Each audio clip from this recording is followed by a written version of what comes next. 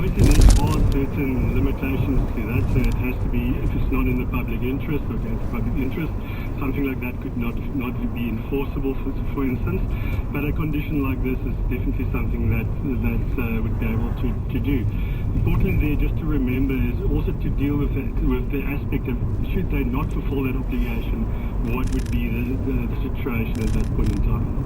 Okay, thanks, Louise. Yeah, so important. What would be the situation for where those funds go elsewhere, and what would be the situation for the care and future well-being of that child? Definitely something important to consider. Fiona asking whether one can start passing on one's assets prior to death so as to avoid estate duties. We can, but unfortunately there's something called donations tax, and that really tries to kind of cover those situations by just thinking, well, I can just donate all my assets away before I die and therefore have no due to the estate. So the Income Tax Act says that any donation that you make per annum per individual, if it's above 100,000 Rand, you need to pay 20% donations tax on that donation. So just take that into account. There obviously are certain ways in which we can start doing those type of exercises. We would like to try and either limit or reduce the value of our estate. Okay. Linda, thank you for reminding me on the SMS line. One important aspect to let everybody know about is the fact that the executors of will are entitled to take a portion as a fee for themselves. Correct. What is that set at? Correct. So there's a standard fee of 3.5% of the assets that the executor deal with. But important to remember and take into account that is actually a negotiable fee.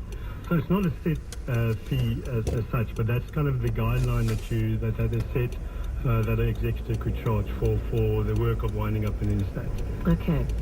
I'm not surprised this question's anonymous. Somebody wants to know, can you disinherit a spouse? Yeah, let's importantly there, first of all, think about what your marital regime is. So if you're marrying to me a property, for instance, the spouse already owns half of the joint estate, so just take that into account. There could be accrual that's applicable to the estate as well, or to the marriage, so take that into account. And then there's something about maintenance of the Surviving Spouses Act, which actually deals with a situation like that where a spouse is left destitute by not being provided for from the estate of this first dying spouse, and in terms of which the claims could be instituted against the deceased estate. Okay, I hope you change your mind on that one. Thank you. Another anonymous question asking, or saying rather, I've heard that capital gains tax is going to double in the next year or two. Is that the case? And if so, what strategies should we consider to counteract that risk? Yeah, look, there's always a possibility, but I highly doubt that it would double. Definitely in terms of, if you look at overseas jurisdictions, there are areas that have a lot higher capital gains tax rate than we've got. But our capital gains tax rate has been increasing slightly over the last couple of years in terms of how much has been included of the gain into your estate. If it's going to double, I probably hardly doubt it, but yeah, we never know what's going to happen in the next couple of years. Okay.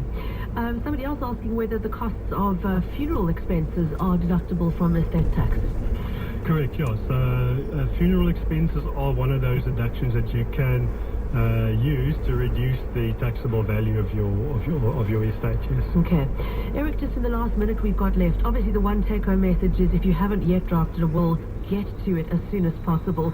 What other advice to listeners today who are perhaps not that savvy about their estate planning and don't know where to start? First advice is rather just take the time, go and meet with someone, and just have the talk, have the discussion with someone, and rather get a valid, well-executed will in place. A lot of people go and download draft copies of wills and try and make it do themselves. My advice is there's a lot of pitfalls that you typically could land in doing something like that. So rather go and speak to a professional, let them take you through the process, and ensure that that document, which is probably one of the most important. It feels like it's too expensive to seek professional help. Remember that there is National Wills Week every year where you can get it done for free. So I don't advise anybody should wait until then, but that is an option. Eric, lovely to have you with us again. Thank you, as always, for your input. Eric Jordan of Crew Invest, great to have you with us. Great, thank you. Evergreen, award-winning lifestyle retirement villages that offer the financial security of tenure for life and committed developers who ensure the economical upkeep of the estate. Here's more from Evergreen resident Phyllis. I find everything is just so well done here. The security is great. The staff are fantastic. We've got every facility you can... Hint. So hope they are listening. Yeah, so what we do, we professionalize that. In some instances, we go to probably student residences. Try to accept the truth. For the first story, he tells them that's what you want. But the second story, it is a lesson for them to learn. Look what happened with the man with the 2 gardens. We gave him wealth, we gave him gifts, we give him quantity and quality. His gardens, both gardens were big. Is it your turn to get people away from the Dhikrullah? Or is it somehow to bring him near to Dhikrullah? Well, then I'm receiving some messages on the WhatsApp line from a listener who is being emotionally abused by the partner. What should this person do? In the areas where there's an imam or a good elderly person that is always doing the social work, speak to him or her and refer it then to the authorities to work it to go forward into your life. Can a woman stay with her ex-stepfather alone in a house? Yes. A stepfather who was married to her mother can never marry, but always be her mahram. The husband died. Her husband died. She can never marry his father. Okay. Because he's married to his son. So he becomes his father-in-law. Or stepfather. So he was married to her mother. Yes. So if mother got married to, you can never marry him. Okay. That typically was not make sense. Was not where Islam said that your mother's like your daughter-in-law as a man. You can never marry her. You can never marry your son-in-law if your daughter passed away, because those on top of you, those below you who got married, you can't marry them. Okay, Madam, thank you very much. Lots of questions still coming through. And we've enjoyed another edition of Table Talk. The Table Talk, may Allah subhanahu wa ta'ala preserve you, that of your family and your memory and your knowledge, inshallah, that you can share it with everybody. Assalamu alaikum. So, if you would like to get in contact with Maulana Hasim Kasim, I have to mention it in front of Maulana. He has requested that you communicate with me. You can email me, ishah@radio786.co.za, and I will act as a PA to Maulana for the Table Talk program so that we can get things sorted. Maulana, I know that you have many commitments, and we've spoken about this with listeners, so just to... Yes, you can go on, inshallah. May Allah guide us all. Wa akhir da'awana and alhamdulillahi rabbil alameen. And it's 3 o'clock, time for the latest news from myself, Asha, and the Table Talk team. Assalamu alaikum. Radio 786. News that matters. With the news, I am Khadija Davids. Assalamu alaikum and good afternoon. The following story is of a sensitive nature. A convicted child murderer has been sentenced to life imprisonment at the High Court sitting in Worcester. 28-year-old Byron Mans was convicted yesterday of murdering his girlfriend's 4-year-old daughter. The little girl's 8-year-old sister had witnessed how Mans had hit her with a brick while they were in his care. The injured child was taken to hospital where she was declared dead on arrival. The City of Cape Town is putting business and farmers first by allocating increased quantities of water supplies to them while reducing capacity to households. The average user will, however, have to pay comparatively more for the basic resource. The City of Cape Town says it's scrapping a 40% reduction of use for business and industry while allocating more water to farmers than to the main urban centres. The city yesterday announced it was relaxing water restrictions to level.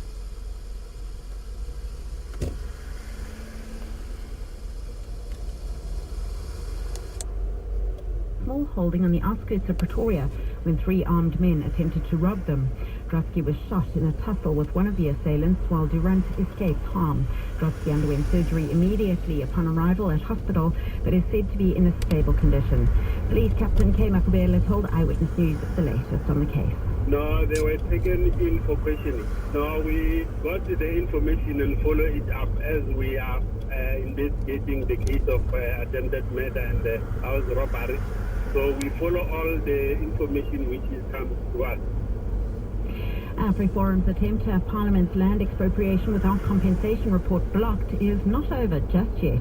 A full bench of the Western Cape High Court this morning dismissed AfriForum's urgent bid to stall Parliament's consideration of the report from its Joint Constitutional Review Committee on amending Section 25 of the Constitution. This means the National Assembly and the National Council of Provinces can proceed with their scheduled consideration of the report next week Tuesday.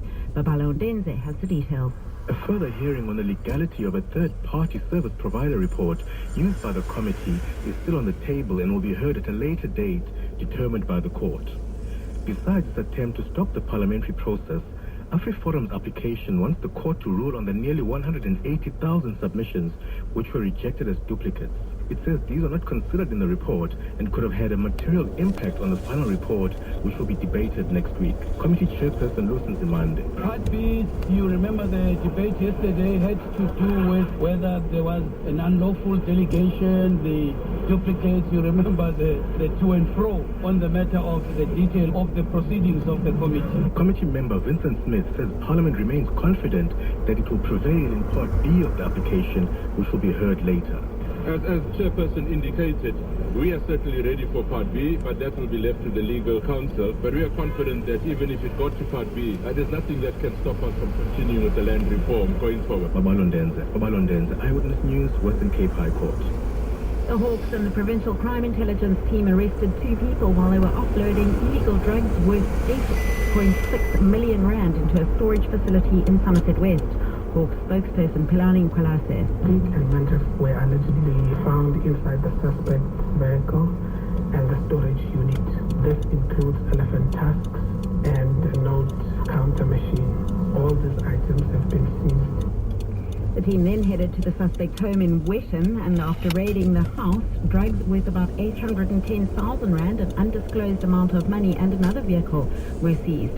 2 separate cases of drug dealing have been opened in Somerset West and Lansdowne, respectively. The suspects are due to appear in court soon. In local science news, Science and Technology Minister Mamaloko Khubane has applauded the impact scientific activities in the Karoo region are having on people's lives. This comes after 2 Carnarvon High School grade 11 learners recently won the National Global Travel and Tourism Partnership competition. The students submitted a research piece on astronomy tourism. They'll now participate in the International GTTP conference kicking off in France tomorrow. Khubane says the learners' win is an indication of the positive social impact of the facilities in the Karoo. As part of the work that we've been doing in the SK area in Carnarvon has been around development and capacity building, human capital development. And one of the areas is to be able to work with local schools to be able to expose them to the work of astronomy. And more than 200 runners have been disqualified from the Shenzhen Half Marathon in China after widespread cheating was uncovered following the race last Sunday. About 16,000 people were estimated to take part in the race, but just days later it was discovered that 258 runners had cheated during the annual event, with some taking shortcuts while others hired people to run for them. Video and traffic cameras caught runners brazenly crossing through a nature strip from one side of the highway to the other to significantly shorten their race by up to 3 kilometers. In other cases, photos from the race showed 2 runners with the same number on their bid. To the markets, gold's trading at $1,222.13 an ounce. The rand's at $13.72 to the dollar, $17.52 to the pound, $15.62 to the euro, and Brent crude oil is trading at $59. You never know. You could be driving off in a brand new car. Available at pet stores nationwide. T's and C's apply. Everywhere you go. MTN. Enjoy shopping at Chikro Food Market. The chicken expert now stock meat and fish. Visit the all-new Chikro Food Market and find farm fresh chicken, fresh produce, our fully functional butchery, and everything else you require to cook a feast of a meal. We offer exceptional value and quality is assured. Wholesale and retail direct to the public. It's cheaper by the box. Visit us in Clip Road, Grassy Park and Charlie Street, Mitchell's Plain. Chikro Food Market. From our store to your home. Joining